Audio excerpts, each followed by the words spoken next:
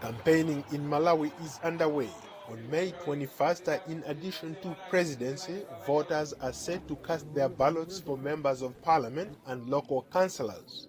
The wealth and patronage networks of the three main political parties are driving the country's politics. President Peter Mutharika, Democratic Progressive Party, continues to tell his thousands of supporters he will continue to act on his election promises from his 2014 victory to rid Malawi of endemic corruption, fix the economy, and tackle violence against women and people with albinism.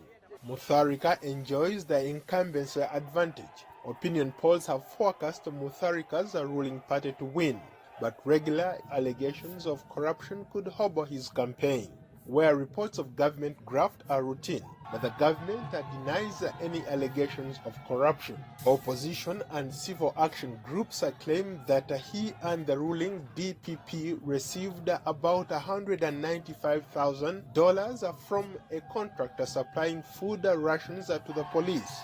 This election pits President Peter Mutharika against Saulos Chilima.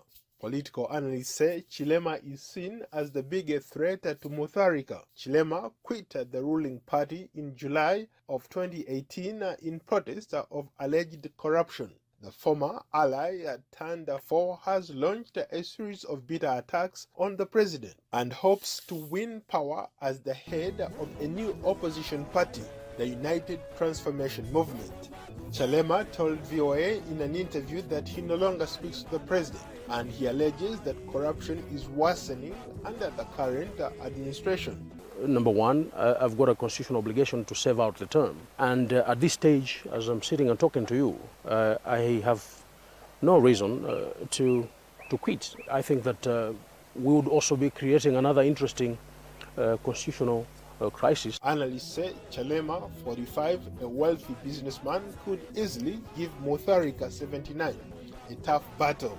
Meanwhile, former President Joyce Banda has dropped out of the race for president and plans to ally with Lazarus Chakwera, the presidential candidate for the Malawi Congress Party, the biggest opposition group. I've withdrawn my candidature and gladly and positively endorsed the candidature of Dr. Lazarus Chakwera. Her announcement could be a game changer ahead of the elections. But critics have questioned the alliance, saying it appears former President Banda is not politically loyal to any particular ideology. Lazarus Chakwera claims President Mutharika has failed Malawians in many areas, justifying the need for a new leader. On democracy, President Mutharika has really been average.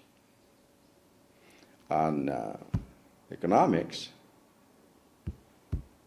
he's been below average. If you look at on development, then he's been poor. For voters in Malawi, the presidential election is critical, and a stronger leadership is vital. The nation is heavily dependent on foreign aid and is arguably one of the poorest countries on earth. Over 50% of the country's population live well below the poverty line. Agriculture accounts for 1/3 of its GDP, and 85% of its people survive on subsistence farming. Paul Ndiho, VOA News.